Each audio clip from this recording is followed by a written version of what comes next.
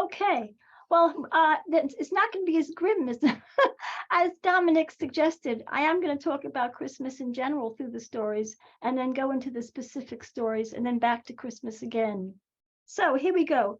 Trollope's American Civil War Christmas Stories, The Widow's Mite, and The Two Generals. There are a number of reasons why Anthony Trollope's Christmas stories are not well known and infrequently read by anyone but dedicated readers of Trollope. Probably the most important is the attitude he voiced towards made-to-order stories when asked by the owners of the Graphic to supply a Christmas story. His words may surprise some of us and therefore need to be heard full blast. I feel with regard to literature, somewhat as I suppose an upholsterer, an undertaker, feels when he is called upon to supply a funeral. He has to supply it, however distasteful it may be. It is his business, and he will starve if he neglects it. Nothing can be more distasteful to me than to have to give a relish of Christmas to what I write. I feel the humbug implied by the nature of the order. A Christmas story, in the proper sense, should be an ebullition of some mind anxious to instill others with a desire for Christmas religious thought, or Christmas festivities, or better still, with Christmas charity. Such was the case with Dickens when he wrote his first two Christmas stories. But since that, the things have to be written annually. Many others have had no savor of Christmas about them.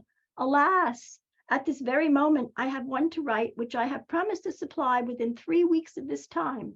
The picture makers will always require a long interval, as to which I have in vain been cudgeling my brain for the last month. I can't send away for the order to another shop, but I do not know how I shall ever get the coffin made. We are many of us probably used to being told that Trollope was a writing machine, and when he sat down, the words just flowed at a rate of 250 words every quarter of an hour. He avers elsewhere one of his strongest motives is commercial. Suddenly, we are confronted with a complication. Lisa Niles has suggested that Trollope's short stories are hard to categorize, and I'd say none more so than the ones he wrote for the Christmas market. Betty Brier's set, sold by the Trollope Society, includes 8, but readers might be forgiven for not being aware of the presence or importance of Christmas in the two heroines of Plumpington, The Two Generals, and Catherine Carmichael, or 3 Years Running, or the excluded, very slender novella, Harry Heathcote of Gangor. Catherine Carmichael takes place in New Zealand, and it centers on a coerced marriage, a brutal husband, and the hardships of colonialist life for ordinary white people. As with The Two Generals and Harry Heathcote, Christmas enters Catherine Carmichael's story as a way of marking time, and because key events occur around the season. The Two Heroines begins in the Christmas season and ends at a dinner on Christmas Day. The key events, though, are little influenced by the holiday, except as it demands family and friends get together. Directly after the above dismaying paragraph, Harry Heathcote is the story Trollope cites or describes from the point of view of Australian weather as an ironic Christmas story. Christmas at the Antipodes is, of course, midsummer, and it has been somewhat ingeniously, I think, compared to Dickens' A Christmas Carol.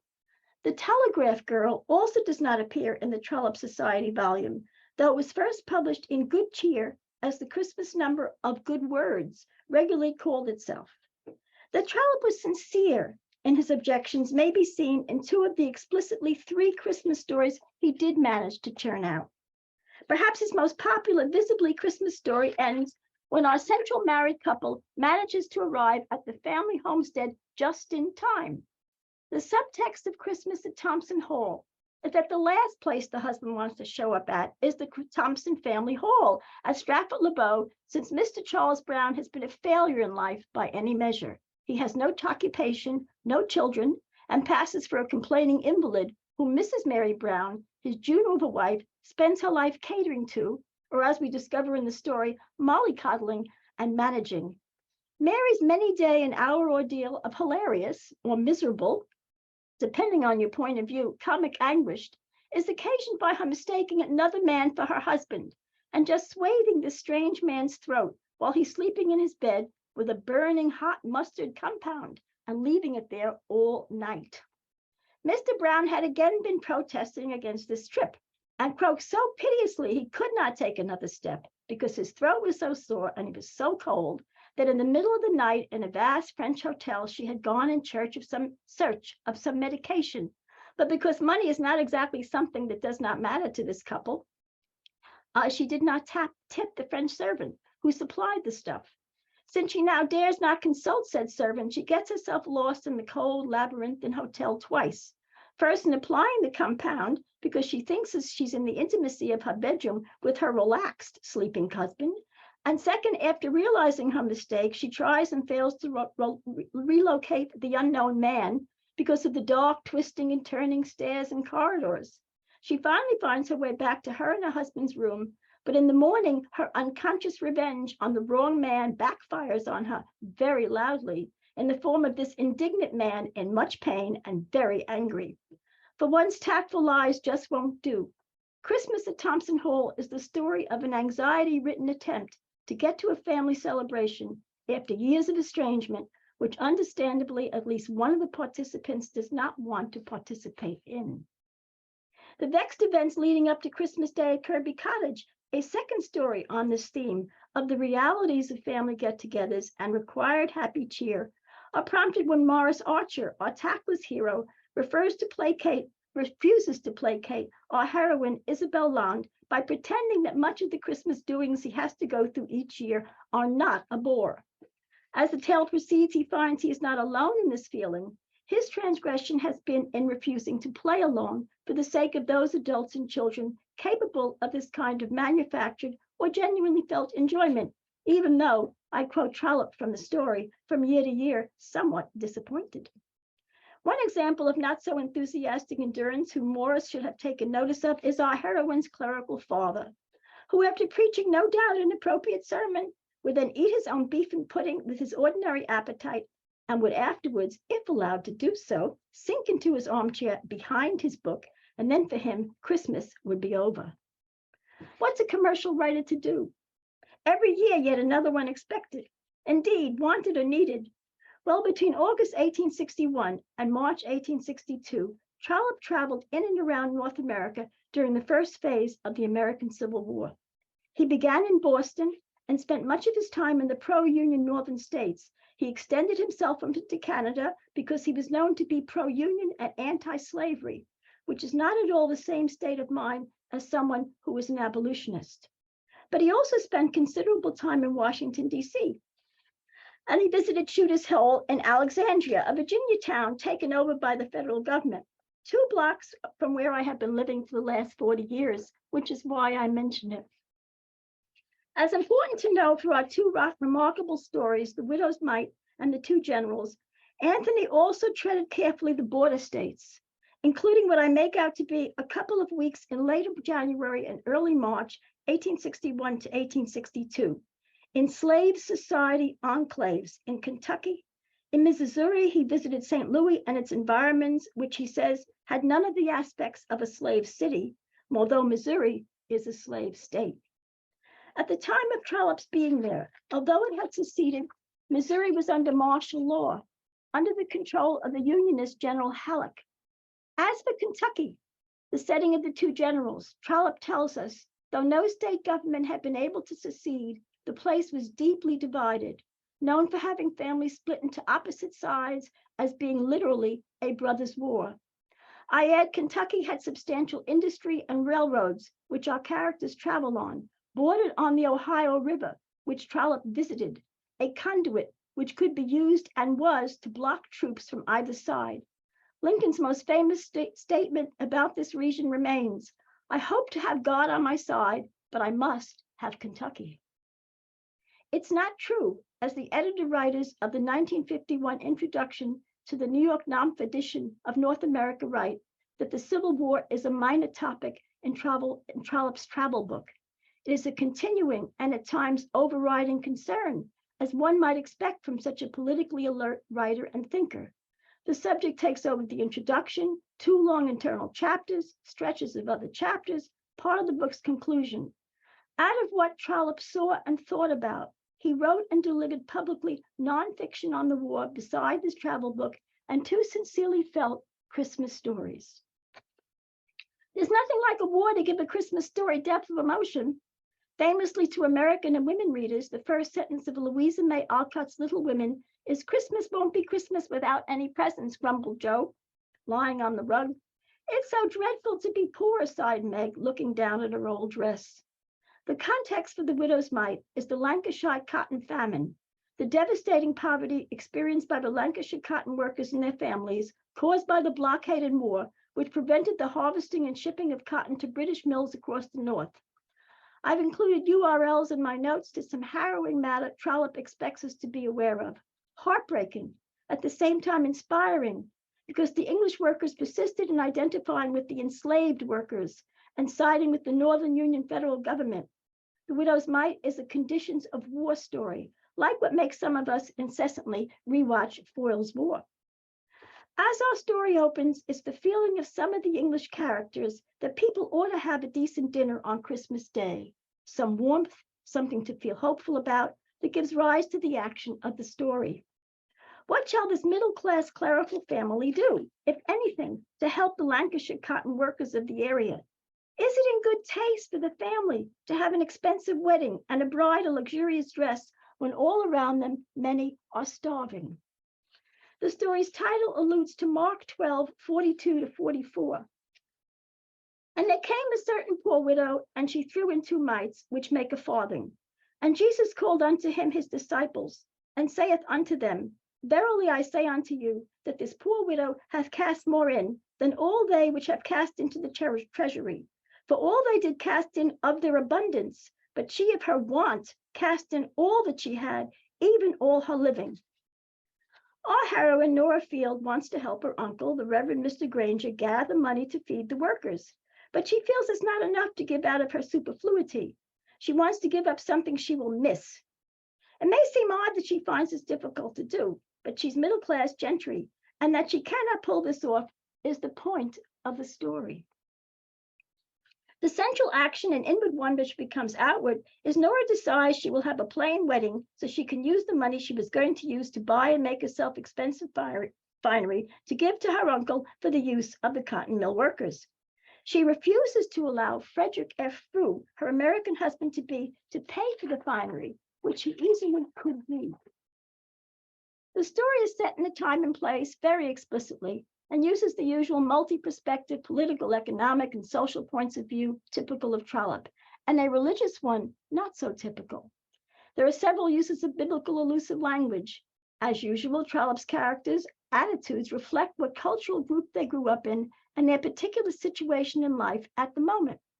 Early on, Nora's cousin Charles, who's insulated somewhat at Oxford, suggests all the people in England, Scotland, and Ireland should simply not eat their Christmas dinner, take all the money saved, and hand that out. He is only momentarily nonplussed when he's told by his brother Bob, who works in a merchant's house in Liverpool, the Irish don't have a Christmas meal to give away. They never have any in Ireland, Bob. Bob denies this. They do have Christmas dinners in Ireland. It's pretty nearly the only day they do. Ever theoretical later in the story, Charlie takes Nora to task for not spending money on finery. For in her efforts to help the cotton workers, she will leave those who make clothes without work. Charlie condemned Nora altogether, pointing out it was bad policy to feed the cotton spinners at the expense of the milliners. Frederick F. Frew is a strong Democrat. That's his party. A Pennsylvania businessman for the war. That means for secession. Who hates the Republicans and England, so wanted England to come in on the side of the Confederacy. His party affiliation and the Liverpool basis of his fortune also suggest he's pro-slavery. Among the various characteristics, kindly-hearted, capable of generosity, we're told he was hard, keen in his intelligence, and thin and meager in his aspiration. Fred accuses Nora and these charity givers of acting the way they do in order to make themselves feel good in comparison to others, and what's more, of unnatural, in modern parlance, political correctness. Instead of the Bible, he draws his analogy this way. Look how dogs let other dogs starve, and therefore we but follow nature if we do like to other people. Trollope is writing heavy, ironic caricature when he has Fred conclude, the widow would have done better to have invested her small capital in some useful trade. We are told Nora is a unionist and strong against the South, reluctant to give up her Englishness, yet she is prepared to marry Frederick. There is a note of doubt about the coming happiness of Nora in her future home in Philadelphia. There is then a very complicated argument about the results of the US elections and the war, which we have not time to go into here. Suffice to say, the what-if arguments about what could put an end to the war and bring American cotton to English ports is inconclusive. Nora then decides what she wants to do is postpone the wedding unless Fred agrees to have a plain one. He does not take her seriously. The text reverts to equally painstaking arguments over how Nora or anyone in their world could really imitate the widow. The characters go on about this at the same time as they argue Nora is obligated to wear finery for the sake of those who would be disappointed of their rights to wear finery. Nora at last breaks out and says she feels like a rat by going away from England at this time. But if he won't postpone and she must be a rat, I won't be a rat in a white silk gown. My problem with this text is to those who starve or are homeless, cold in the dark, the whole debate is blindly class-oriented and egocentric. Nora and all those who take her seriously or debate with her are showing more interest in her or their feelings than in giving to those who are in need. There's no question she should ever have to do without what she wears, a homely, customary, thick woolen shawl, perhaps one of those we are told her aunt toils unceasingly at. In his narrator's comment, Trollope seems to want us to see Nora genuinely has an active conscience, and she deals with it by this ostentatious act, that's his word, and the accusation that she is a hypocrite would make her in her mind more like the widow because she is hurting more. The story asks the question, what is charity? And what's the best way to go about it? Do we have to make sacrifices? What are its motives? I would liken Nora to the person in a pair of very fancy boots walking in the snow who sees someone with nothing on his feet and wants to give up her boots to the other person in order that she may feel the snow. But alas, all the while she knows she has a pair of ordinary shoes in her bag. The sincere Nora discovers by walking through the snow shoeless, she is unable to make herself feel good. There's an anti-materialism figured forth for us in the closing morning wedding breakfast scene. Everyone is dressed plainly and for warmth. Nora finds she didn't need the finery. Trollope implies such feelings are fleeting at best because luxurious goods are not what makes us happy. For me, its absence feels not only unimportant, but adds to the beauty of the moment. I read the story in our contemporary context as against turning something privately meaningful into an occasion for conspicuous consumption. The story ends with a wry, ironic dialogue. Nora's uncle, our Reverend Mr. Granger, has gotten her aunt, his wife, to give up her coals to the poor to help them keep warm. We are given to understand it's kind of cold in that wedding breakfast room. I say, isn't it cold, said Bob.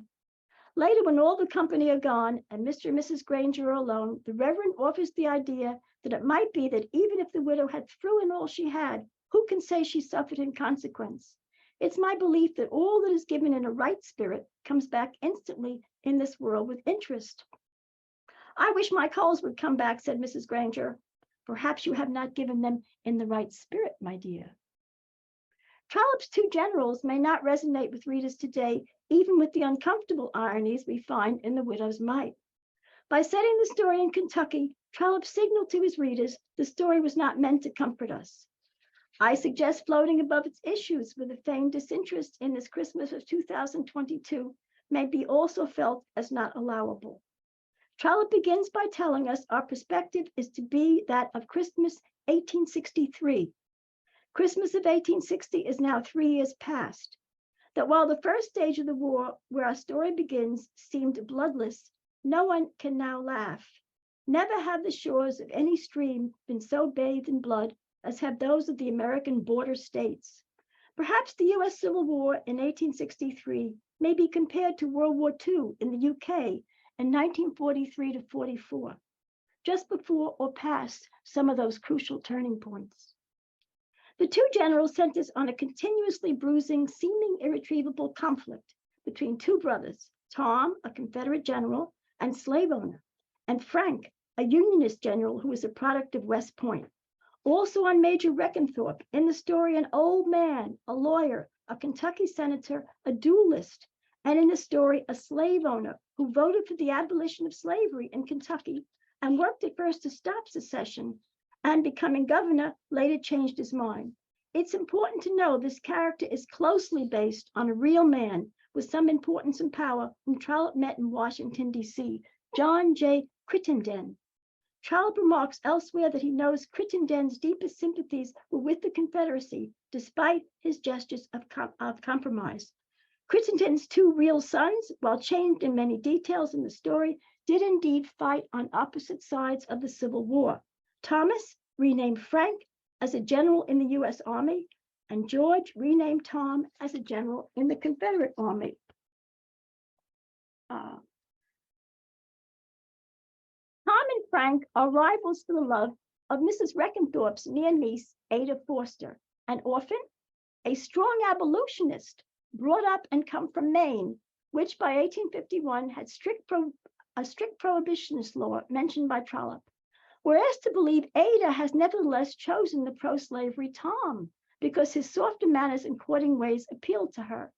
I find it significant that in both stories, Trollope's heroine prefers the pro-Confederacy man, while herself an abolitionist, or at least against secession. On that first Christmas, the brothers quarrel ferociously, and Tom vows if they ever meet on the battlefield to shoot down Frank as a renegade, a traitor to his country, meaning Kentucky. A little later in the conversation with father and Ada, Tom says, of course, he did not mean it, but he said it.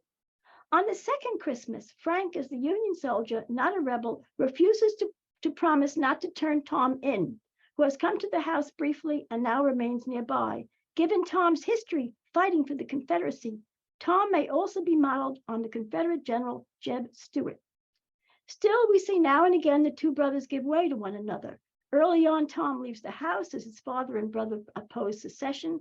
Later on, Frank leaves the house to allow Tom time and a place to be with Ada.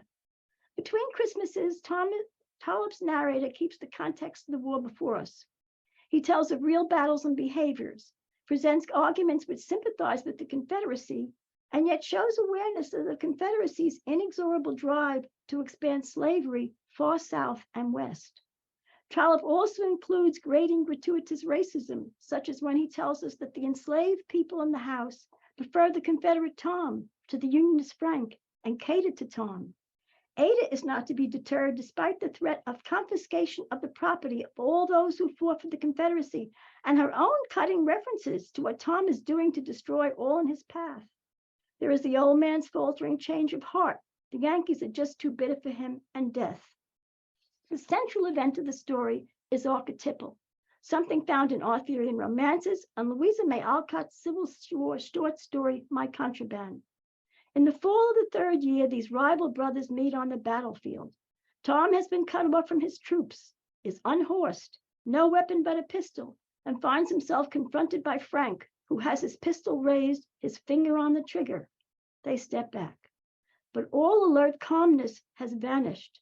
Frank gives Tom a chance to run, but as Tom is about to run, Tom is shot by somebody else in the leg. 3 days later, Tom's leg is amputated between his knee and his hip. He is permanently disabled. There's a period of togetherness between the two brothers, and with Frank acting on behalf of Tom, Tom is transferred to a prisoner of war camp. But it takes more than 2 months to effect an exchange of prisoners, so that Tom returns home to Kentucky in the bitter, dark winter. No mention of Christmas now. Ada is all loving loyalty, and we're told they were married in May, though the din of war was going on around them on every side. Trollope's artistry in this story is unlike what we used to or come to expect. He's not interested in delving deeply the psyches of his characters, and it's hard to tell the two brothers apart. Trollope has rather resorted to a kind of allegory. In North America, he explains at length his view, quote, that slavery in its various bearings has been the single and necessary cause of the war. And he shows an awareness of how interwoven slavery was into the economic fabric of U.S. society as far as New England and citified Northern businessmen like Frederick F. Fruit. In the nonfiction about the war, he worries over what he sees happening in places where martial law has taken place or taken over. While I was there, 8 men were condemned to be shot for destroying railway bridges. But will they be shot? I asked one of the officers. Oh, yes, it will be done quietly, and no one will know anything about it.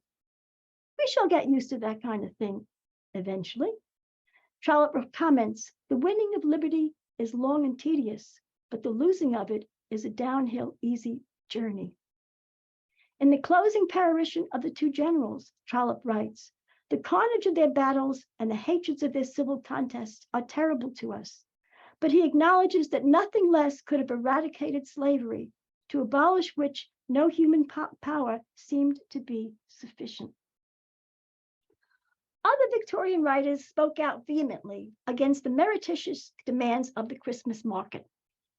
Among them is Wilkie Collins, from whose letters people cite 11 different instances against dreadful Christmas literature, Christmas cards, and visits to pay, and every other social nuisance. He coupled his complaints with comments about how much money there was to be made by publishing a story around Christmas time, as an explanation for why there was so much of it. Dickens told a friend of mine that he had made 4,000 guineas, that's italicized, by his last year's Christmas book. So says Collins, he too wrote many. But Collins is also on record as keeping Christmas himself in this way. Don't talk about having no home to go to. You know you are at home here. Come and eat your Christmas dinner with us. You will find your knife, fork, plate, and chair all ready for you. Time 6 o'clock. Mind you, come on Christmas Day. When Trollope thought he did have themes worthy of Christmas, he could write stories of serious comedy and tragedy, which are, alas, still relevant to us today. Thank you for listening.